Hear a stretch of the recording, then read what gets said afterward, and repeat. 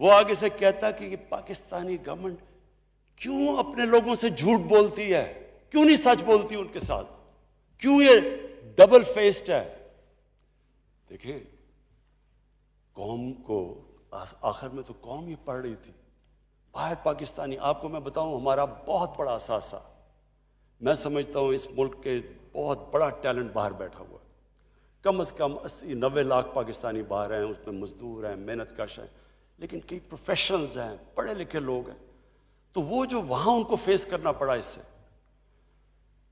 Speaker صاحب جب سے ہماری حکومت آئی ہے، آج ہماری امریکہ سے ریلیشن شپ جو ہماری کنسسٹنٹلی فارن پالیسی تھی، جو ہماری پالیسی تھی کہ ہم امریکہ کی جنگ میں شرکت نہیں کریں گے، ہم صرف پیس ٹاکس میں، ہم امن میں شرکت کریں گے، ہم جنگ میں شرکت نہیں کریں گے.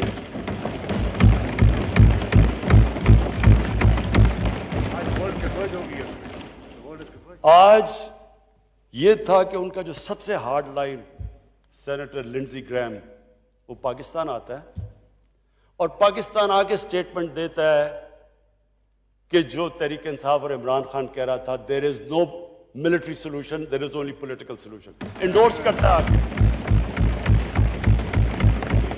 آج ہماری ان سے ریلیشن شپ کوئی اس کے اندر کوئی آج نہیں ہمیں کہتا کوئی دوگلا پن ہے، کوئی ہم ڈسیو کر رہے ہیں، ہم کوئی کسی کی جنگ نہیں لڑ رہے. ایک ریلیشن شپ ٹرسٹ کے اوپر ہے.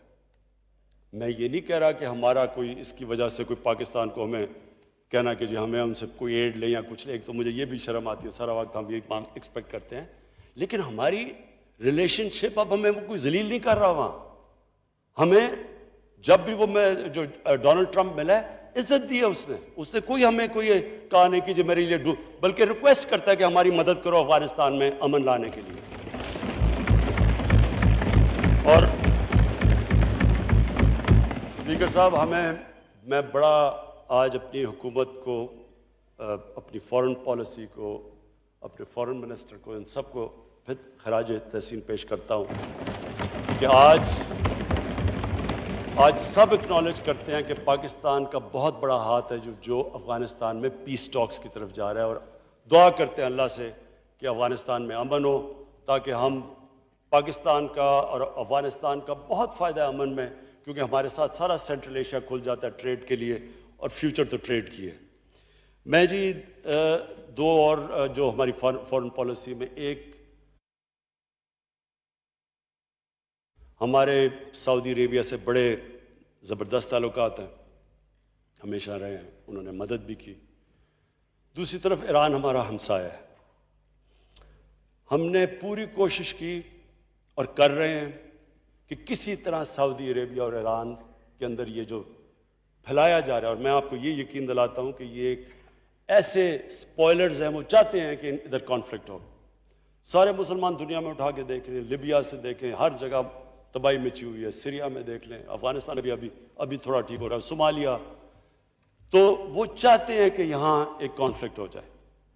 میں بڑے فخر سے کہتا ہوں کہ ہمیں دونوں نے ریکویسٹ کیا، ایران نے بھی ریکویسٹ کیا، سعودی عربیہ نے بھی ریکویسٹ کیا کہ آپ کوشش کریں کہ ہمارے تعلقات بہتر کریں، اور ہم کر رہے ہیں کوشش، حالانکہ اس کے اندر پرابلمز ہیں کیونکہ اور پلیئرز بھی اس کے اندر وہ چاہتے نہیں. لیکن بات یہ ہے کہ پاکستان آج وہ ملک نہیں ہے جو ہمیں اکیوز کیا جاتا تھا کہ کبھی کسی میں جنگ میں شرکت کر رہے ہیں، کبھی کوئی جنگ، کبھی کسی مسئلے کا حل نہیں ہوتا. ہم وہ ملک انشاءاللہ بنیں گے جو لوگوں کو اکٹھا کریں گے، ملکوں کو، اور انشاءاللہ مسلمانوں کو اکٹھا کرنے کی کوشش کریں گے. میرا آخری فارن پالیسی پہ پوائنٹ انڈیا. دیکھیں جی، میں نے یہاں جب پہلے تو ہم نے کوشش کی ہندوستان سے، آپ سب کو پتہ ہے کیونکہ میں نے بات بھی کی نریندر مودی سے کہ کشمیر کا ہمارا ایشو ہے تو یہ ہم بات چیت سے حل کر لیں، اور ٹریڈ میں اگر ہمارا کشمیر کا ایشو حل ہو جائے تو بہت بڑی ایڈوانٹیجز ہیں، دونوں ملکوں کو بڑی ایڈوانٹیجز ہیں. غربت اگر کم کرنی ہے تو ٹریڈ آپس میں کر دو. ساری دنیا میں یہ ثابت ہوا ہے کہ جتنی ٹریڈ بڑھتی ہے اتنی اسٹینڈرڈ آف لیونگ اوپر چلی جاتی ہے.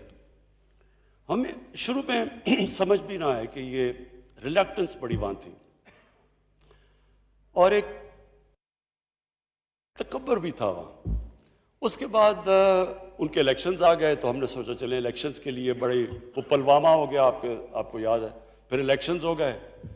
تو ہم نے سوچا کہ الیکشنز سے پہلے اس نے بڑا ٹف سٹانس لیا ہوا ہے, کیونکہ یہ اپنا ہندو نیشنلسٹ, یہ جو اس کا ایجنڈا ہے ان کو خوش کرنے کے لیے, ان کو جوڑنے کے لیے ساتھ کر رہا ہے.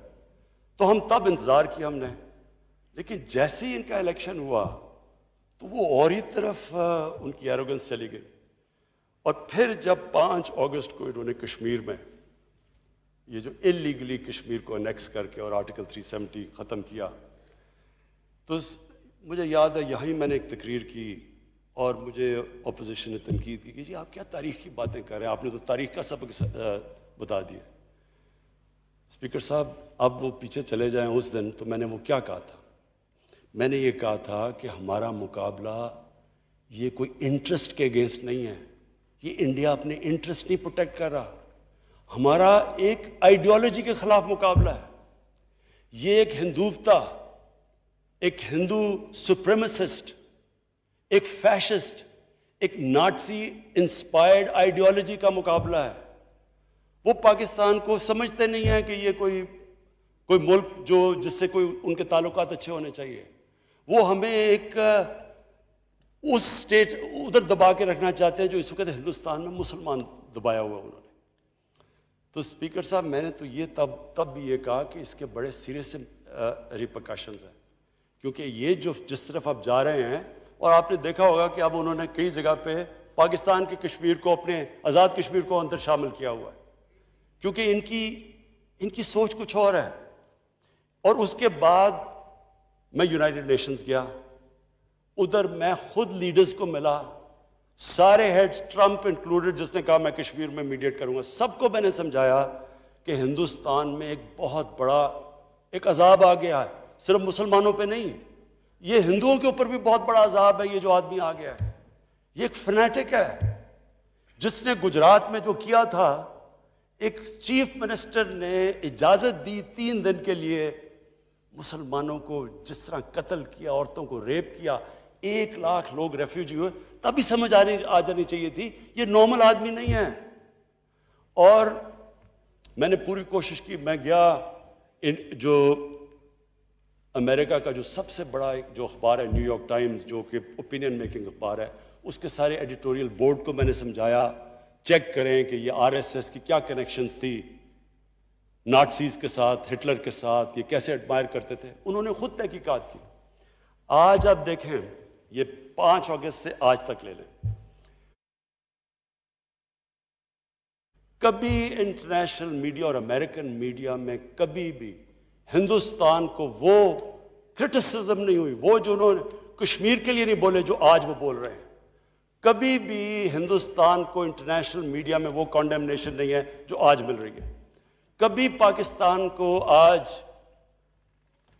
بنگلہ دیش کے بننے کے بعد یہ پہلی دفعہ ہے کہ پاکستان کو باہر بہتر میڈیا ملتا ہے بنسبت ہندوستان کے. 1965 کے بعد یونائٹڈ نیشنز کی سیکورٹی کاؤنسل میں 2 دفعہ یہ ایشو اٹھایا گیا, اس سے پہلے کبھی ایک ڈیڈ ایشو تھا. اور یہ ہماری بہت بڑی کامیابی تھی اسپیکر صاحب کہ خود وہاں میڈیا سے انٹریکٹ کیا. جب میں نیو یارک تھا, یونائٹڈ نیشنز کی سیکورٹی کاؤنسل میں نے یہ اٹھایا, یہ کشمیر کا سمجھایا لوگوں کو RSS کا. اور اس سے آج آپ دیکھیں کہ سارے جتنے بھی جو اسٹیبلشڈ ویسٹرن اخبار ہیں, سب کے اندر ان کو جو اب جو یہ RSS کو کہا جاتا ہے کہ جو کیسے انہوں نے تباہی مچا رہی ہے, سیکولرزم کی ختم وغیرہ وغیرہ, تو یہ ایک ہمارا بہت بڑا کریڈٹ تھا. لیکن مجھے صرف افسوس سے یہ کہنا پڑتا ہے کہ جب وہ UN سے ہم وہ پورا امریکہ کا ٹور سے واپس آئے اور ہمارا کام تھا کہ اب اس کو اور آگے لے کے جاتے, تو یہاں ایک ڈرامہ شروع ہو گیا کہ جناب وہ گورنمنٹ جا رہی ہے, کنٹینر آ گیا, سب آ گئے, وہ سارا 1 مہینے کے لیے جو پیک جانا چاہیے تھا کشمیر ایشو کا, انفارچونیٹلی وہ نیچے چلا گیا. لیکن میں آپ کو یہ کہنا چاہتا ہوں کہ یہ کشمیر ایشو آج دنیا کے اندر ادھر پہنچ گیا ہے. خاص طور پہ نریندر مودی نے پھر وہ حرکتیں کی, وہ جو اس نے 2 لیجسلیشن پاس کی خاص طور پہ مسلمانوں کو کرنے کے لیے, اور پھر جب ٹرمپ آیا تو ٹرمپ کے دوران جو پروگرام ہوا، جو انہوں نے مسلمانوں کا قتل عام کیا، تو یہ دنیا میں اب ایشو بن چکا ہے۔ اب ہمارا کام ہے، ہم اس پورا پلان کر رہے ہیں کہ اس ایشو کو ہم آگے لے کے جائیں۔ کشمیر ایشو ایک ایسا ہے جی کہ میری جو اپنی سمجھ ہے، ہو سکتا ہے میں غلط ہوں، میرے خیال میں یہ پوائنٹ آف نو ریٹرن پہ پہنچ گیا۔ ہندوستان جو 8 لاکھ فوج وہاں رکھ کے ان کو دبانے کی کوشش کر رہا ہے، یہ انسسٹینیبل ہے، اور اس نے کیا کہ کشمیریوں کو بالکل ایلینیٹ کر دیا ہے۔ اب کوئی بھی لیڈرشپ جو پرو انڈیا ہوگی وہ کشمیر میں چل ہی نہیں سکتی۔ بندوق کے زور پہ وہ کتنا چلے جائیں گے؟ 80 لاکھ لوگوں کو اس طرح دبا کے، یہ انسسٹینیبل ہے۔ اور میرے خیال میں کہ یہ انشاءاللہ یہ کووڈ کے بعد یہ جب یہ ختم ہوتی ہے تو یہ اب رک نہیں سکتی موومنٹ۔ میں آخر اپنی کنکلوڈ کرتا ہوں تقریر۔ اسپیکر صاحب، کوئی بھی قوم ایک ویژن کے بغیر نہیں چلتی۔ وہ سیئنگ ہے کہ نیشنز وداؤٹ اے ویژن ڈائی۔ اس ملک کی ایک ویژن ہے، یہ کسی ویژن کے لیے ملک بنا تھا۔ یہ آپ فاؤنڈنگ فادرز کی سب کی سٹیٹمنٹس پڑھ لیں تو وہ ساروں نے ایک اسلامی فلاحی ریاست، اور جب اسلامی فلاحی ریاست کی بات کرتے ہیں تو وہ ہمیشہ 1500 سال کی تاریخ میں مسلمان مدینہ کی ریاست کی طرف دیکھتا ہے۔ میری اور میری پارٹی کی وہ ہے ویژن کہ ہم نے پاکستان کو مدینہ کی ریاست کے اصولوں پہ کھڑا کرنا ہے۔ اب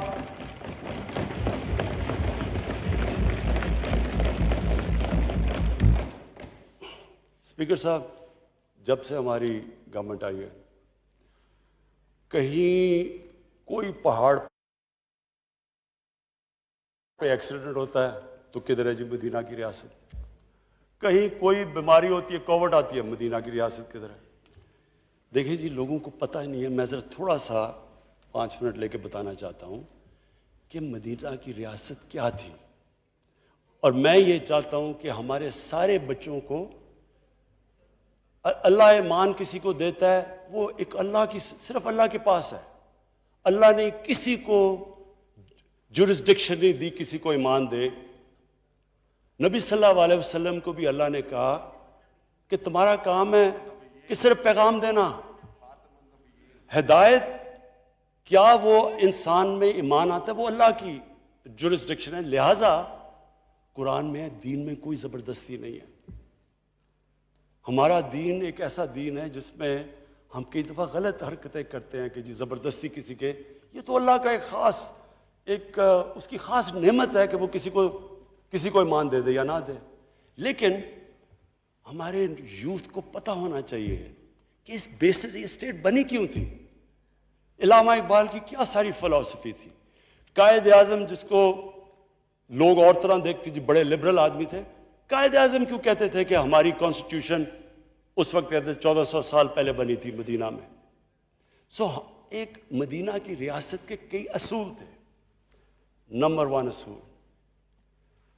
1 انسانیت تھی۔ دنیا کی تاریخ کی پہلی فلاحی ریاست بنی تھی۔ ایک اسٹیٹ نے ذمہ داری لی تھی اپنے غریب لوگوں کی، اور وہ جو پیٹرن فالو کرتا ہے، اور جو بھی میرا یہ کنٹینشن ہے آج کی اسپیکر صاحب، جو بھی مدینہ کے ریاست کے اصولوں پہ چلے گا وہ قوم اٹھ جائے گی، چاہے وہ مسلمان ہو یا نہ ہو۔ آج اسپیکر صاحب چائنا، اور میں یہ بڑا فخر سے کہتا ہوں کہ ہمارے سب سے بہترین تعلقات چائنا سے آج ہیں، اور میں اس لیے کہتا ہوں کہ ہم جو چائنا کے ایکسپیرینس سے ہم سیکھ سکتے ہیں، دنیا میں اور کسی ملک سے نہیں سیکھ سکتے۔ چائنا نے وہ کیا جو مدینہ کی ریاست میں ہوا۔ ہمارے نبی صلی اللہ علیہ وسلم نے کمزور طبقے کو اوپر اٹھا کے ایک عظیم قوم بنا دی۔ چائنا نے 30 سال میں 70 کروڑ لوگوں کو غربت سے نکال کے آج وہ دنیا کی سب سے تیزی سے اکانومی، یعنی ساری دنیا کو پتا ہے کہ چائنا کو اب کوئی it's a matter of time کہ چائنا دنیا کی سب سے بڑی پاور بن جائے۔ تو ہوا کیا؟ اللہ کی بھی برکت اس قوم پہ آتی ہے جو اپنے غریب کمزور طبقے کی مدد کرتا ہے. تو اس لیے ہمارا جو احساس پروگرام ہے انشاءاللہ یہ صرف ابھی تو ایمرجنسی کیش، اس کا پورا ہم نے پروگرام بنایا ہوا ہے کہ ہم نے کس طرح اپنے کمزور طبقے کو اوپر اٹھانا ہے. اس کا جو دوسرا مدینہ کی ریاست کا دوسرا جو بہت بڑا پرنسپل تھا وہ تھا میرٹ. ایک کتاب ہے انگریزی کی، کسی کو موقع ملے تو پڑھے، دی عرب کانکوسٹ اس کا نام ہے. وہ لکھتی ہے کہ کیا ہوا کہ نبی صلی اللہ علیہ وسلم جنگ بدر، جی جی جی جی جی جی جی پلیز اسپیکر صاحب، میڈم پلیز. اسپیکر صاحب پلیز میری ذرا یہ بات سن لیں، یہ میں ختم کر رہا ہوں اپنی تقریر. وہ کیا سرکار مدینہ نے، جو 620، یہ تاریخی ہٹ ہے، یہ کوئی گریک میتھولوجی نہیں ہے، تاریخ کا حصہ ہے. 624 یا 25 میں جنگ بدر ہوتی ہے، 313 لوگ ہوتے ہیں. اور 636 میں 11 سال کے بعد جو سپر پاور تھی ایک بیزنٹائن ایمپائر، وہ کولیپس کر جاتی ہے، ان کے سامنے گھٹنے ٹیک دیتی ہے یارموک میں 11 سالوں میں. اور 12 سالوں میں پرشین ایمپائر جو دوسری سپر پاور ہے وہ گر جاتی ہے. کچھ تو ہوا ہوگا کہ ان 11-12 سالوں میں وہ سارا ایک دنیا میں ایک ایسا کوئی ایکسپلین ہی نہیں کر سکتا. اللہ اکبر اللہ. وزیر اعظم عمران خان قومی اسمبلی میں خطاب کر رہے تھے. ان کا کہنا تھا کہ کورونا معاملے پر کوئی حکومت کنفیوز نہیں تھی تو وہ ہماری حکومت تھی. لاہور اور اس کے مضافات میں عصر کی اذان کا وقت ہوا چاہتا ہے. باقی شہروں کے رہائشی اپنے مقامی وقت کے مطابق نماز ادا کریں. اللہ اکبر اللہ اکبر اللہ اکبر اللہ